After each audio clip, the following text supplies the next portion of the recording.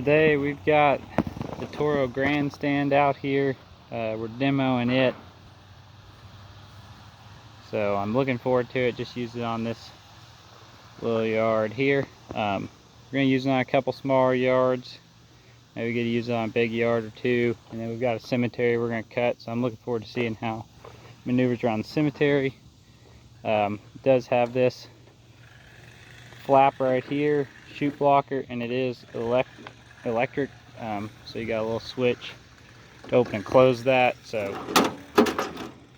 I think that's going to be nice. But anyways, I'm going to be using this today and doing a review on it.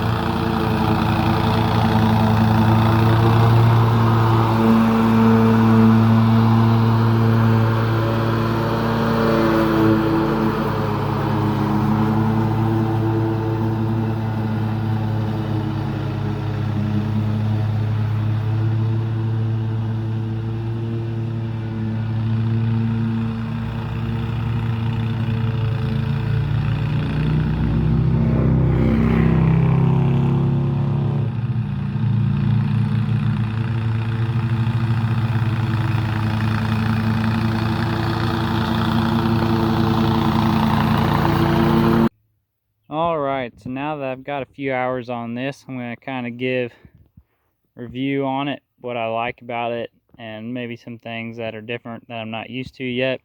First of all, I want to thank 54 Lawn and Garden for hooking us up with this.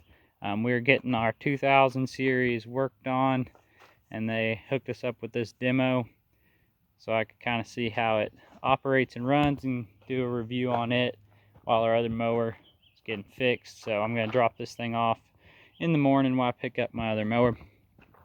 So first of all, I just want to start off with the deck, the cut quality, and then we'll just work our way up from there. So I guess first things first, this chute is obviously added on extra. Got a nice little switch here, and that operates the chute. I really like that. Our other mowers, we have the advanced chute system on them, so they've got a handle, and that handle sometimes gets in the way. So having this electronic chute blocker came in really handy. I think it's called proshoot or something like that. Powershoot, powershootdesign.com.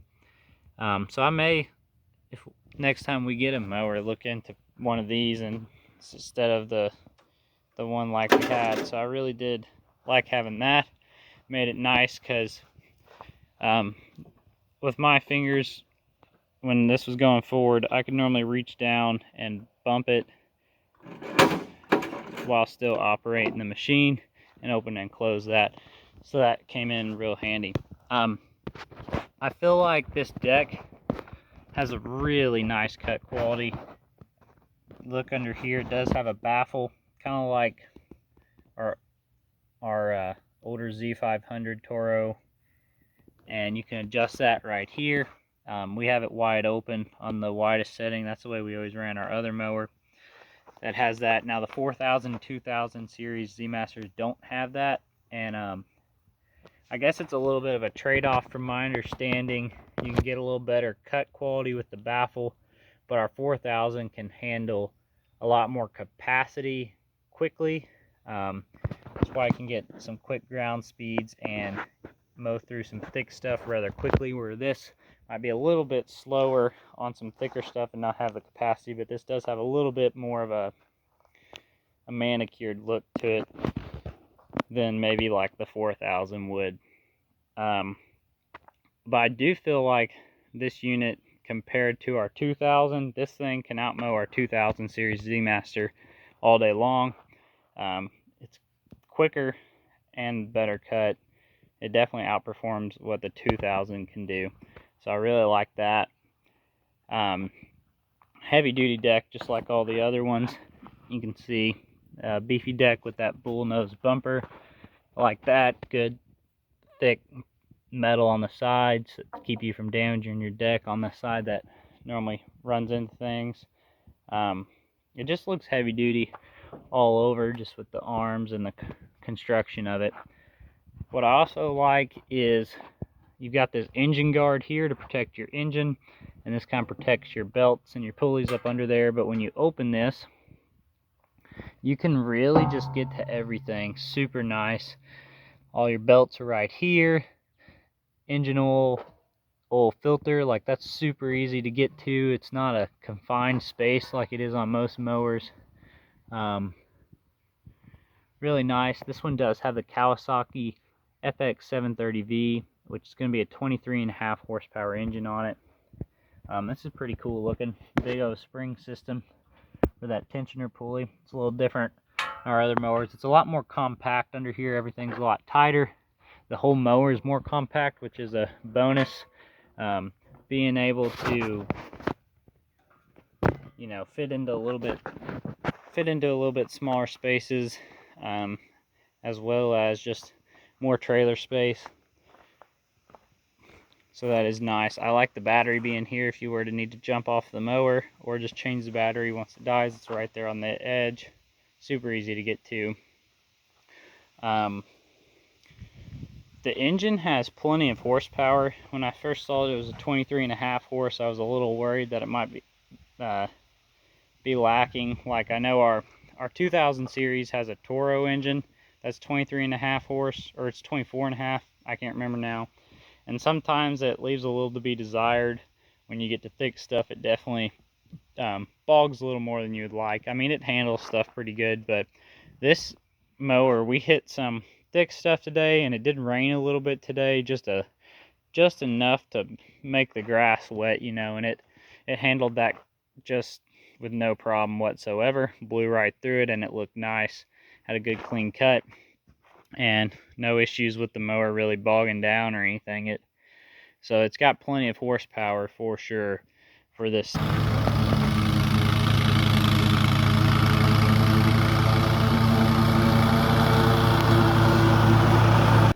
The tires are real nice. These tires have really good traction. I really like them. I like the perspective while you're mowing, being behind your rear tires. I'm not used to that. I'm used to, you know, on the Z Master being in front of them, so you have to kind of look back over your shoulder to see them. But when you're standing up here, it's pretty easy to see everything that's going on from the front of the deck, your front tires, and just glance over, you can see your rear tires. So it's easy to make sure you're not making a divot when you're turning around. So that is definitely an advantage to being kind of behind the tires. As you're positioned here, you can see that you are standing behind everything, so you can see everything very well. The exhaust is positioned in a good spot. I never felt a lot of heat off the engine or the exhaust. I thought I might. but really I think they've got the exhaust blowing far enough off to the side where you don't feel it as you're operating the machine, which is good. The only thing I didn't really care for is the deck raising and lowering system. It is, like, lowering super easy, but it is kind of heavy to raise back up, which I get why it is. It makes sense, but I know for some people it might be a little tougher than others, but it's not too bad. Like I said, it's just a little heavier than I'd care for, but overall not bad at all. The pad's pretty good. It's comfortable. I like the platform. I like the way it kind of has like comes up on the side. You can see that. I like standing up against that on that edge, especially on hillsides. It's pretty comfortable. Big fuel tank. I don't know how many gallons this fuel tank is. It's more than 5, I'm pretty sure. It might be like 7. Just guessing. Don't know for sure, but it's got good visible markers on there, so you can see how low your tank is. You can see our fuel line right there is just barely above half a tank, and I think we ran this thing for like 4.2 hours today. It's got 6.7 on it. We picked it up at 2.5. So yeah, we put 2.2 hours, half a tank. So based off that, this thing could probably run about 8 to 9 hours on one tank of gas, I guess, depending on how thick of stuff you're cutting and everything. So that's nice, a big fuel tank that'll go all day. One thing that I liked, when we'd load it and unload it on the trailer, what we'd do, you fold this up, and so not only does that give you more trailer space, but as you're going up the steep angle of like the ramp, you don't bottom that out on the ground, and you can just walk behind this and operate it like normal while that is folded up, because your safety is not in the platform, your safety is in these handles. As long as one of them's down, then you're good. Now you can let off the parking brake and get off the machine and let go of these, and it won't kill the engine, it just kills the blades, but the engine can still run, which is nice. If you need to hop off and hop back on real quick, you don't have to mess with the parking brake. I like the blade switch. It's like the one on our 4000 series, and if you do kill the blades, you don't have to disengage it and turn it back on. You can just poke it and it'll come back on without you having to disengage it. There's your throttle, your chokes over here, hydraulic fluids right here. And another thing with that that's really nice is you can check your level visually. You don't have to open it up and look down inside there or anything like that. You can just look right there, so that is convenient as well. Good decal to show you all your grease points and everything right there. I guess when you undo this platform, there's this knob here, and then you just lower it back down. So yeah, I can turn into a walk behind unit if you need it to be. I didn't really use it for that, but it is an option. Your deck height pin, real simple. Move around, put it in where you want it.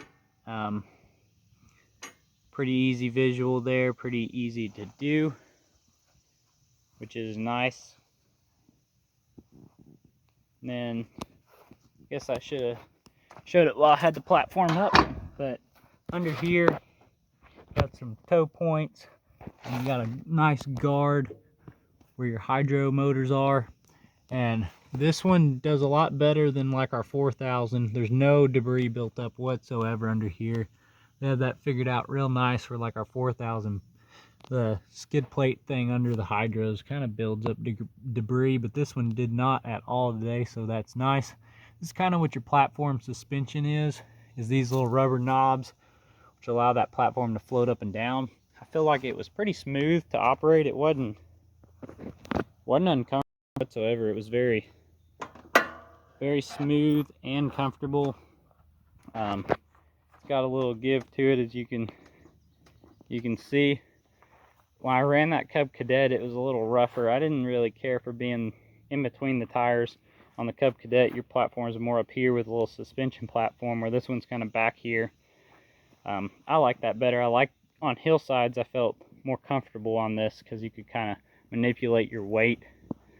That's what I really liked about this unit. You can manipulate your body weight while you're operating the machine to kind of increase your performance, if that makes any sense.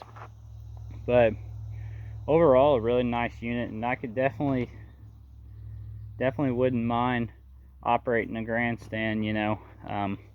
Like I said, it's right on up there with our 4000 series. It definitely can outmow our 2000 series, and the cut quality is better than our 4000 if you're just looking at how neat it looks. Maybe can't handle the capacity, but neatness, definitely a real clean look. Probably one of the nicest cutting mowers I've mowed on ever. So that's all I've got for this. Like I said, it's pretty neat. I appreciate them letting us demo this, and have a good day, everybody.